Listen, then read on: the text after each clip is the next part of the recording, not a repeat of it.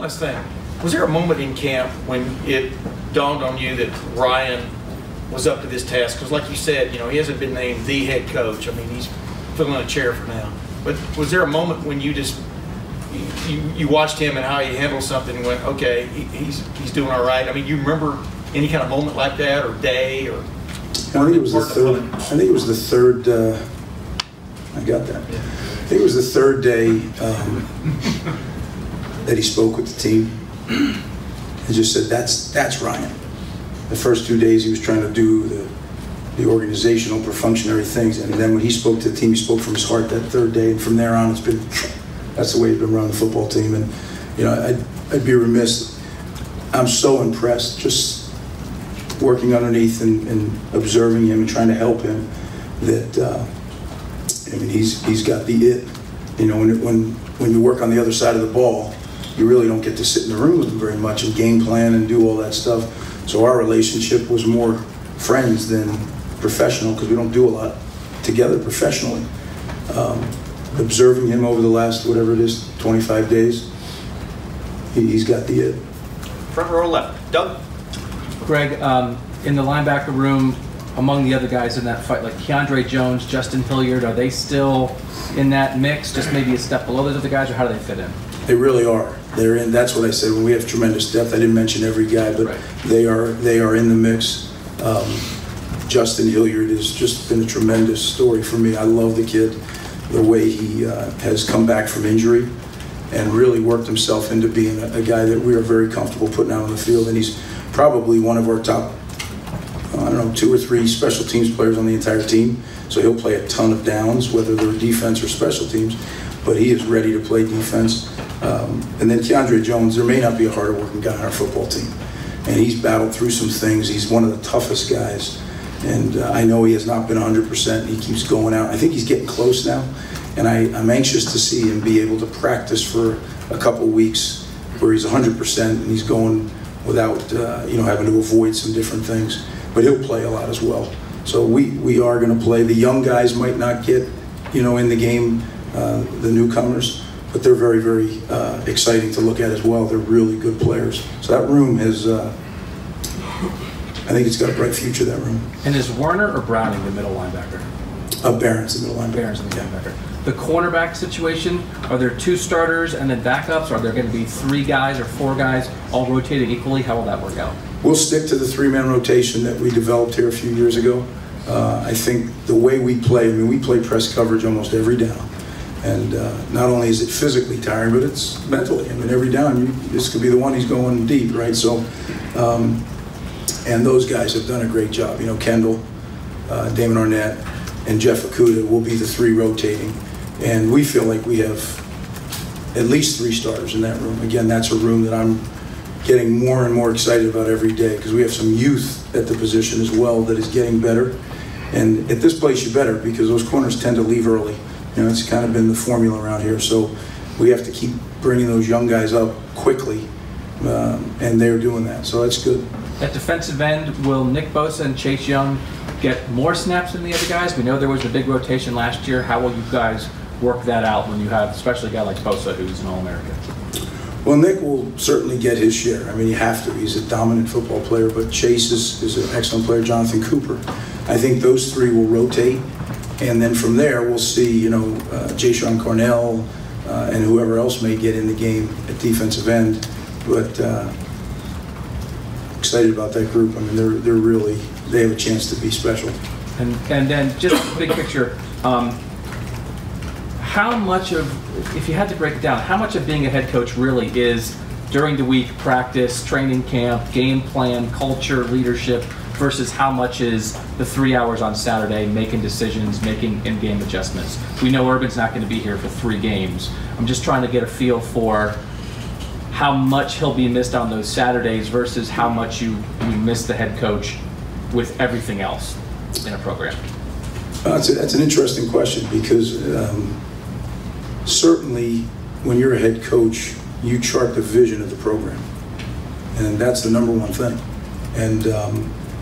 And then you help, you inspire and you equip people to carry out that vision.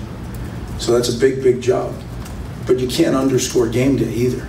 because you do all that for those 12 Saturdays, and hopefully then the 13th, 14th, 15th. So I do think that decisions on game day are critical, because all that work goes into it. Can come down to that 1 4th and 1, or that, do we throw it or run it, or we blitz or lay back, and so that can't be underscored either. So I think it's a combination, and I think when you talk generically about head coaches, it's different. Some guys are very involved in the game day decisions. Some guys are kind of hands off and only make 1 or 2 big decisions a game. Other guys are very involved. So it depends what kind of head coach you are, and we'll miss him in both. Which was Urban? He's not. He lets people do their job, but he has an opinion and he discusses it with it. I think he's very reasonable about how he handles decision making on game day. A lot of them are made before we ever get to that stadium. But there's always when people say, well, we'll make them all before. You can't. Things come up but what he does is able to stay in the moment. And that's what we preach to our team. Win the moment. He's able to stay in the moment and talk to his assistants, and then make the final decision. Folks, we're going to kind of speed this up because we got to wrap this up. I want everybody to get at least their one last question. So have your best question, front row left. Bill? Bill Anderson from cleveland.com. Greg, are you guys comfortable with Barron playing middle linebacker and outside? And what does a healthy, tough Borland mean for Barron when he's back in that mix? I know you're going to rotate, but Barron just seems like a guy that needs to be on the field in some capacity. How might his role change when Tough comes back? You know what? We're not going to deal with that right now. I think we got to just make sure that Barron's ready to go at the middle to this week. Barron's a talented guy. He can play any of the 3, but it's not as easy as just say, oh, jump over there and play. There's different jobs, assignments, rules. So what we've done, though, is we've trained him in both positions at different times. So I think he has a background in both. But right now, it's all about one game, Oregon State, and Barron will be in the middle. And then Ryan was saying he's going to call plays from the sideline. I don't think he's done that here, and I don't know if he's done it before. You obviously have extensive experience on the other side of the ball, obviously. But how much do you anticipate you'll be helping him on the sideline, just in sort of that kind of things, communicating with officials, just like the normal things that a head coach has to do on the sideline, they're going to be unfamiliar to him? I think I'll do it pretty much the same way I did with Coach Meyer. I mean, we constantly in communication. He and I, if there was, no-brainer penalties we never talked about, but if there's things that, there was things to weigh, and what would be, we always talked about it, how did it affect the defense, how did it affect the offense, so we'd have a 3 or 4-way conversation going. But again, it's the head coach's job to make the final decision. You can take the information, and oftentimes you have to take that information and make a decision in about 12 seconds, or it's not like you have an hour to think about it. So that's what Ryan will do, and that's where I'm here to help him. That's where Kevin's here to help him, and our whole staff is. Second row middle, Taylor. Coach Taylor Ashbrook, EBS and Online. I know Taylor spent the spring with you guys, but that seems to be, a very interesting coaching change there, going from a high energy guy like Carey to, what's the energy difference between him and Tabor? Does Tabor have different techniques that he teaches than Coach Combs, or how do those guys differ, I guess, in a spot where you've got to replace 3 starters yet again for the 2nd straight year? Well, that seems to be replace the starters has kind of been the theme. But if you've ever seen, I know they haven't had a chance to see a lot of them here, but you ever see him at the end of practice, Tabor Johnson is sweated through his gear from head to toe. I mean, that guy runs around the field, so the energy that's provided is off the charts. Now we know, I don't know if anyone can ever hit Coach Combs' level of energy, right? That's caffeine 2.0, but Tabor's, he's right there. Technique-wise, there's certain things, every coach has a comfort zone that they like to deal in.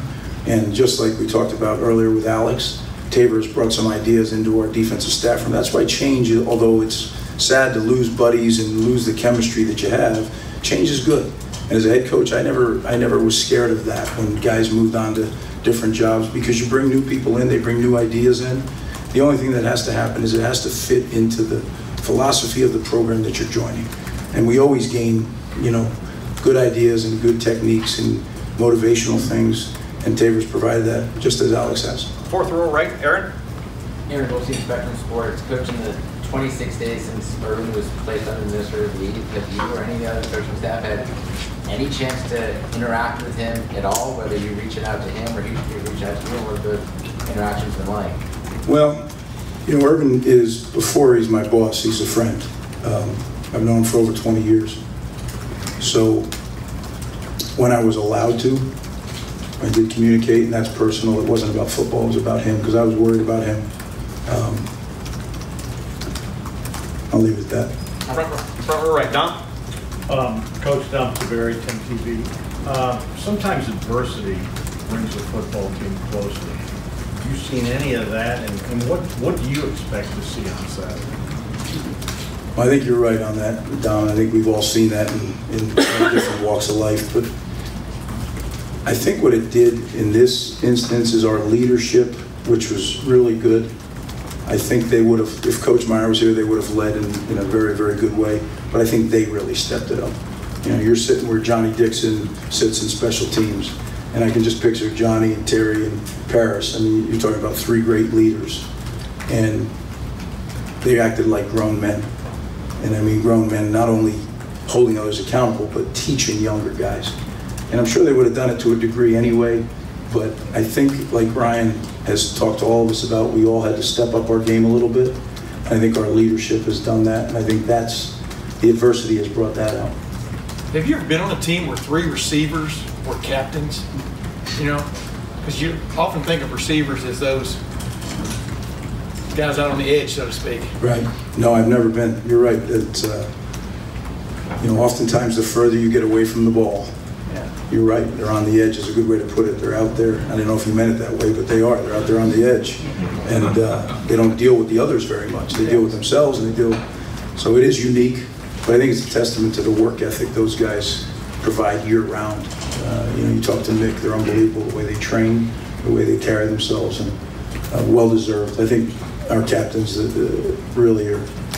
We have 7 great captains. I think we have, you know, that's not the end of the leadership on this team. We have a lot of other guys that are good leaders as well. Last 2 individuals, front row, middle. Dave? Great, Dave Biddle with 24/7 Sports and Bucknuts. Just for some quick clarity on Tough Borland's injury, it was a torn Achilles, is that correct, in the spring? And you hope, go ahead. I don't know if we do that here. I've been different places where I am allowed to say it, I'm not allowed to say it, so. It's a lower ankle injury, but whatever was reported back in the spring, we'll go with that. Okay. Yeah. Well, Urban called it an Achilles injury. I didn't know if it was a torn Achilles, but okay. But you said it was a tough injury. You expect to have him back? You said maybe as early as this week, or maybe sometime this month. Just as early as this week. Yeah. I think one of the hardest things is going to be to hold him back.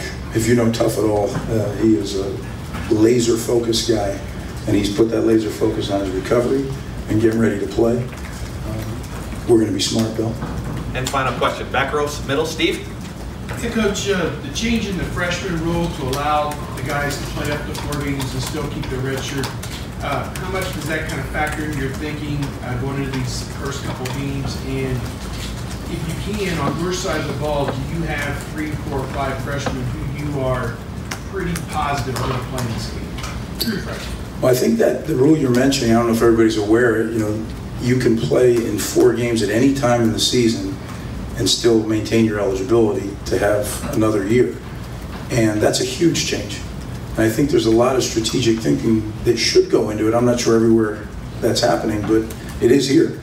Because what happens oftentimes at the end of the year is you get into a situation, game 8, 9, 10, or 11, 12, 13, or 14, 15, where you could really use guys, number one, from a health standpoint, and number 2, they're a totally different player than when they showed up in June as a freshman.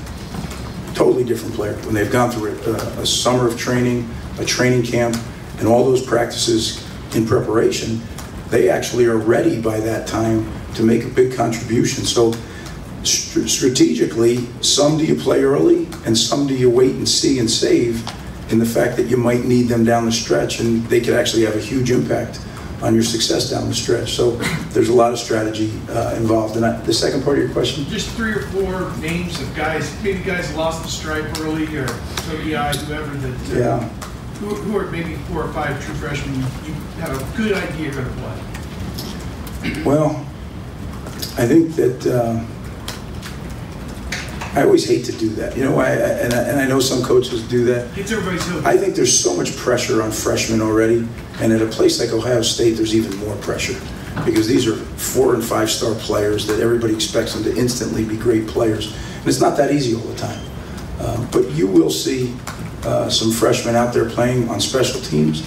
You'll also see some that are getting rolled in on the defensive line. I think there's some guys, Tariq Smith, Tyler Friday could see some time in there. Tommy Teo guy could see some time. I hate to leave anybody, you know, they could. I just think that you got to let freshmen develop, and that's what we try to do here. We push them to develop as fast as we can, but we don't want to rush them. Vincent? Thanks, guys. Teron Vincent, thank you. Yes, I missed that one. Coach, thank you so much.